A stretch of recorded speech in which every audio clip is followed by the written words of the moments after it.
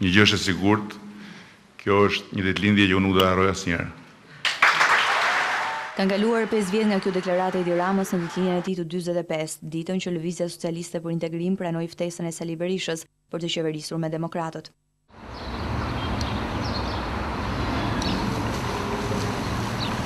Shumë gjëra kanë ndryshuar nga ajo kohë dhe këtë të premte Edi Rama e ka festuar ditëlindjen në selinë e kryeministrisë si lider i mazhorancës. Rreth orës 11 paradites, ministra, deputet dhe bashkëpunëtor kanë ngjitur shkallët e kryeministrisë për të uruar Edi Ramën, por pjesë e ceremonisë festive në selinë e qeverisë duke se janë bërë edhe aleatët e Partisë Demokratike, deputetët e PD-s, Dashamir Tahiri dhe Arçi Frakipi.